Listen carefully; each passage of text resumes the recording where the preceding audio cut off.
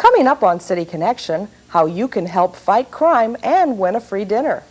And the mechanic who won a windfall for taxpayers. Those stories and much more coming up next on City Connection. This is City Connection, your Southfield city government news and information source. With Lisa Hawkins and Dan Casey reporting. And now from the City Cable 15 studio, City Connection. Know your neighbor. Familiarity between neighbors can go a long way in fighting neighborhood crime. That's the opinion of Southfield Police, and that's why they're sponsoring a Know Your Neighbor contest during October, which is National Crime Prevention Month. By participating, you have the chance to win a free dinner for two at a local restaurant. When neighbors know one another, police say it helps residents reduce crime risks by encouraging neighbors to keep an eye out for strangers or suspicious activity, or have more neighbors keep watch on vacant homes when occupants are away. Know Your Neighbor contest rules require participating residents to prove they've introduced themselves to several people who live nearby. That's done by completing a contest form. On the form, what we're going to ask the people to do is that you get the signatures and just the street name or the apartment community name from 4 different people. And preferably, it's people that you have not met in your neighborhood. And what you would do is have them sign it, and then you would send it in. You can either drop it off at our station or mail it to Crime Prevention. And then at the end of the month, these have to be in by midnight on October 31st. And then what we're going to do is have a drawing where we'll be awarding prizes in the drawing to these people. Officer Albert says the aim of the contest is to help break the ice between neighbors who don't know one another and to get them started building trust. Precisely. You know, the first step is to get to know the person's name that lives there. And then hopefully from that it'll get to be where you get to know them better, you get to know who belongs there. However, if you never go up to these people, you never approach them, you never ask them who they are, then it remains stagnant and nobody knows who anybody is. And this is kind of a way of inspiration to want to get to at least know these people's names, and then hopefully from there it'll grow and you'll get to know each other better. Here's what the official Know Your Neighbor contest form looks like. Police are distributing the form to homeowners associations, parent groups, churches, and apartment managers. By calling the Southfield Police Crime Prevention Bureau at 552-9200, you can arrange to have copies of the contest form mailed to you. Entries must be returned by October 31st. Lisa, knowing your neighbor sounds like a common sense way to help build an even safer Southfield. Yeah, a great way to win a free dinner for two. That's right, Lisa. Stay tuned to City Cable 15 for further updates on Crime Prevention Month activities in the neighborhoods, business, and school communities. The state's first police program that sets security standards and tries to eliminate crime in rental communities is up and running. Colony Park Apartments near 12 Mile Road and Losser has become the first rental community in Southfield, as well as all of Michigan, to display the sign as a crime-free multi-housing program rental community. To achieve the distinction, Colony Park was the first complex to meet police recommendations on security measures. Those measures include everything from adding security equipment to adopting new procedures for better background checks of prospective tenants. At a recent ceremony, Police Chief Joseph Thomas and Program Coordinator Officer Jack Albert presented the program's first membership sign to Colony Park's manager. Congratulations. Thank you. I do appreciate that. I'm looking forward to working with you and looking forward to the sign being displayed in many other complexes here in the city of Southfield. Chief Thomas points out that one of the program's aims is to train apartment managers in ways to evict tenants promptly who are deemed responsible when trouble occurs. Because it helps you to hold the people that's renting the apartment in the city of Southfield accountable for the unwanted behavior in their apartment complex. A lot of times something would transpire and you say, well, oh, I didn't do it. It was my niece or my nephew or my uncle that was visiting. This program puts you on notice that you're responsible for your niece, uncle, or nephew when they're visiting you. That is your responsibility to make sure that their behavior is conducive to pleasant and wholesome living in the city of Southfield, and we're holding you accountable for it. Colony Park manager Jean Davis says there has never been a crime problem at Colony Park, but she believes display of the new crime-free multi-housing program sign will help the complex continue to attract quality tenants. Right. It says that we're not going to put up with anything in here, that we want to make Colony Park and Twickenham the best place that there is to live. And we want to be part of Southfield, and we want to be good. In the coming weeks, dozens of rental communities throughout the city are expected to qualify to join the crime-free program. There are 3 phases which a complex must complete before qualifying. The first phase is 8 hours of training for apartment managers on how to screen tenant applicants or evict problem tenants. Phase 2 involves installation of any security equipment or other security-related improvements requested by police to reduce crime risks. The third phase requires that the landlord hold a meeting for tenants on security matters. We visited another apartment community recently when the police introduced the new program to tenants. Country Corner Apartments near Southfield Road and 13 Mile were built back in 1966 and consist of some 200 units. More than 50 of its tenants, many of them elderly, showed up to enjoy a buffet dinner followed by a meeting with a police representative. Officer Jack Albert updated tenants on security improvements and urged them to be more vigilant to protect themselves and their neighbors. Part of this program is what we're trying to do in conjunction with your manager and with you as tenants and us as the police department is try to build more sense of community in police departments. That's very important. In doing that, believe it or not, prevents crime. Remember the old days when the cop used to walk the beat and he knew everybody in the neighborhoods? Well, we don't do police work like that nowadays as much. We've got the cars we drive around in. So what we're trying to do is get a little bit back to that as best we can. This is one of the ways we can do this. The decision of Country Corner management to join the security program was aimed at keeping it a quiet and safe complex. We asked property manager Carol Phillips to explain the security-related improvements which police requested at Country Corner. We were asked to put longer screws into the striker plates on our deadbolt locks. Also to make sure that the windows on the first floor could not be lifted out, we had to put some other screws in. Trimming of some trees. Changing some of the lights on the property so it was a little brighter at night, and also we are probably going to be securing off 2 more of our entrances to keep outside traffic from passing through.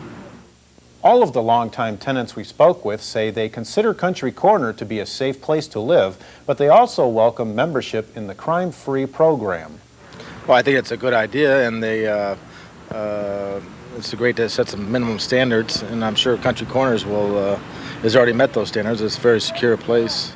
I love it because I feel real safe here, but I want to continue to feel safe, and I know crime is on the rise, so I think we should do some things, preventive type things.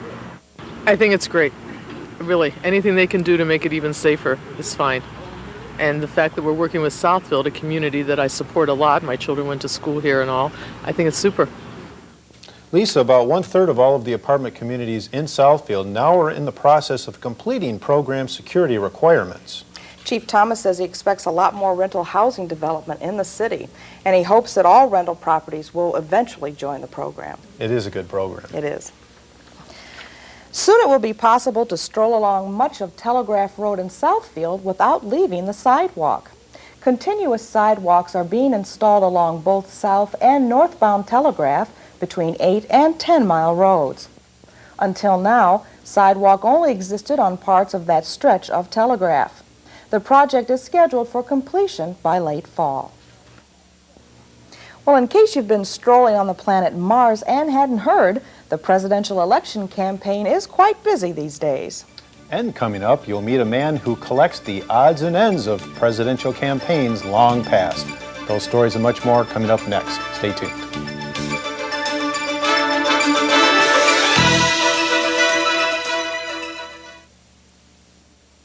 Paper grocery bags are sturdy enough to be reused several times for grocery shopping.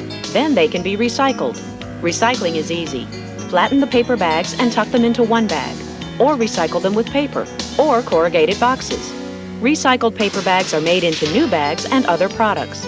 If every family recycles one paper grocery bag each week, we can recycle billions of bags a year. Paper grocery bags, completely recyclable at curbside or drop-off sites.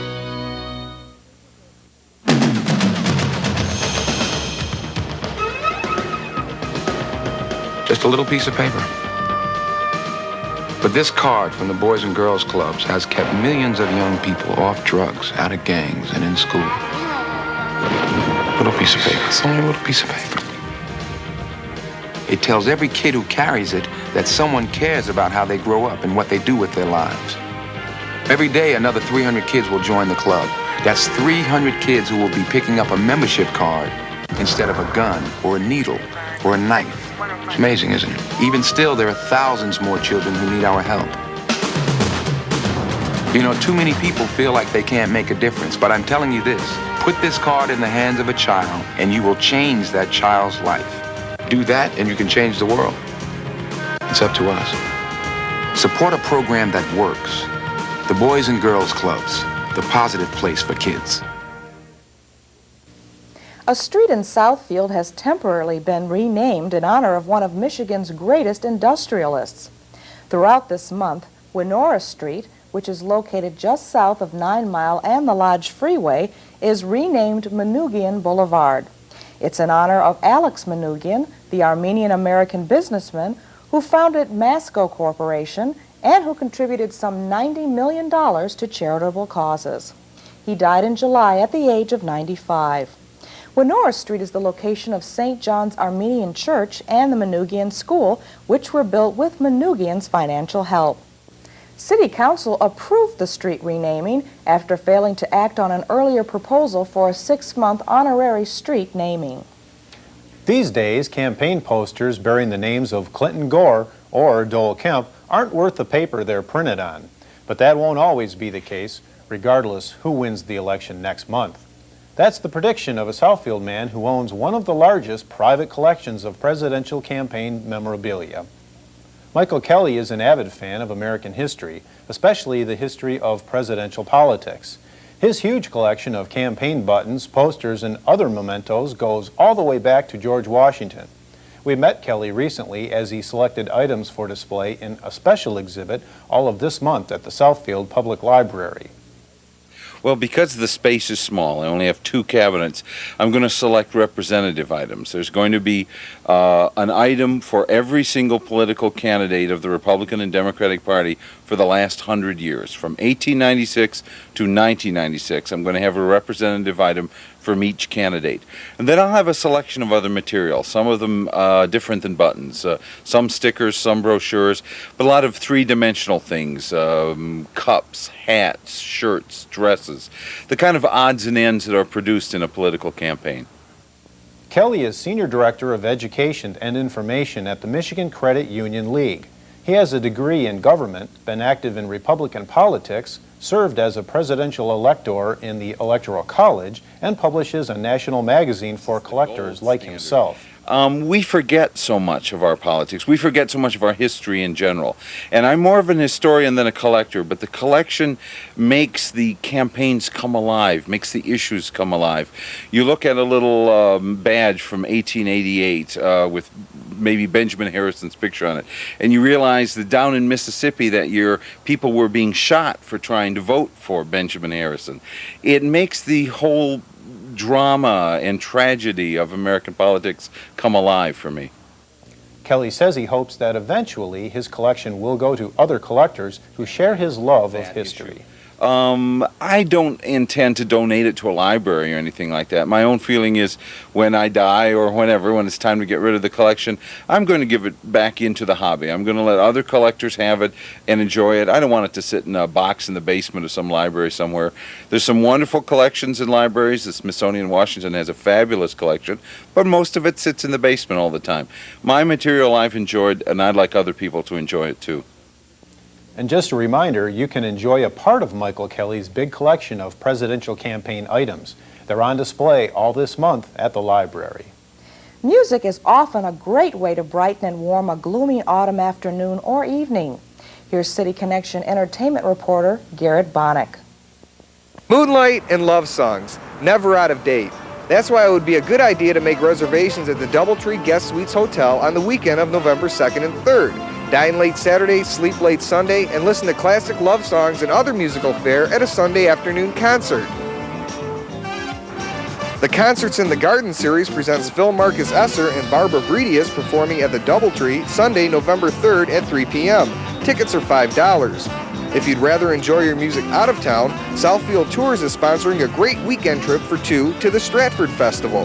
The package includes tickets to a performance of The Music Man, lodging at the Victoria Inn, and lunch at the Tea House. For more information, call Southfield Cultural Arts at 424-9043. So don't think of fall as a chilly introduction to winter. Think of it as romantic and lots of fun. I'm Garrett Bonick. See you next time. Just ahead, you'll see the most valuable windfall on wheels the city and the taxpayers have ever seen. That story when we return. Please stay tuned.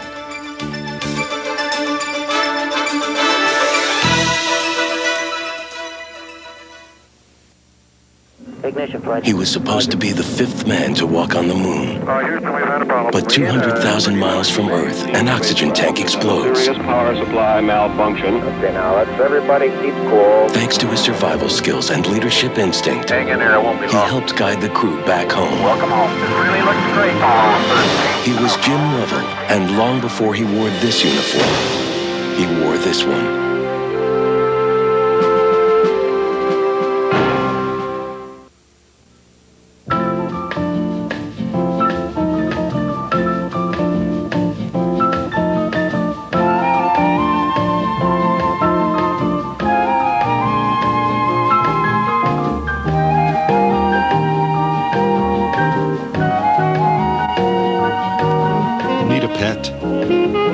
Ours come with vaccinations, sterilization, and more. And we've got new evening and weekend hours. Call us, the Michigan Humane Society.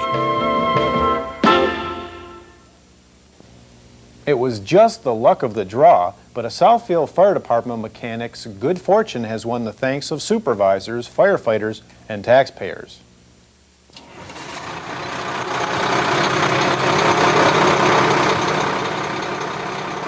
That engine noise is music to the ears of every firefighter and officer on the Southfield Department. It's the sound of the 300 horsepower engine that powers the city's new top-of-the-line Firetruck Cab and Chassis. The $110,000 Spartan Motors Metro Star didn't cost the city a cent. Veteran mechanic Alan Ross won the loaded luxury fire vehicle during Spartan's recent 20th anniversary International Training Conference for Mechanics in East Lansing. A Spartan Vice President, William Foster, presented Ross with an honorary set of keys to the cab during a ceremony at Fire Department headquarters. Ross says the truck will be the envy of other area fire departments. Probably, yes. This will be probably the center of attention. Probably maintain a command center in it and this special stuff like that. So yeah, I'm sure there's going to be a lot of departments that are a little going to be a little jealous about it. Yes. Well, this truck is pretty special. The cab is one of a kind. You won't find any other cabs like this. This was made for one of a kind.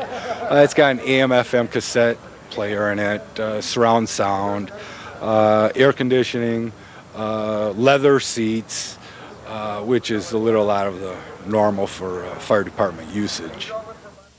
The person who may be most excited about the windfall fire truck cab is Fire Chief Robert Ozias. He says the city plans to spend some $80,000 for a custom-made special response fire truck body. Together with the new cab, it will be one of the area's most advanced and adaptive emergency vehicles.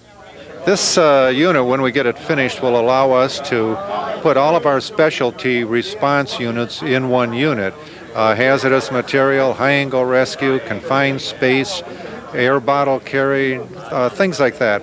We'll have one truck carrying it all. We won't staff the truck. It'll be a special call vehicle for the officer in charge. But when any of these incidents come up, we'll send somebody over with a truck and have it ready to go. Lisa, the public gets to check out the new truck at this month's Fire Department Open House. And we'll be reporting on what's new at that annual event on our next edition of City Connection. Firefighting equipment and technology have come a long way. Most people know that. But what you may not know is that the city's first fire station is now a museum where you can trace the history of firefighting. The red brick old fire hall is part of the historic Berg complex. near Berg Road and Civic Center Drive just east of Telegraph. That's the area where a village was first established in what would become the city of Southfield. The fire hall was built during World War II. Even then, the operations of the two-man fire department, backed by volunteers, seemed to mirror a much earlier era. Came from. So the call went up for a fire. There was a siren on top of the water tower. Your job that day, if you were the firefighter and got the call, was to run and flip on the siren, take the truck to the fire. The volunteers, on hearing the siren, would call or respond to the fire station. The first volunteer here was designated to tell everybody where the fire was, and they would go to the fire. That was the concept we used for many years. The first fire, historically, first here every time, was Leo Walton.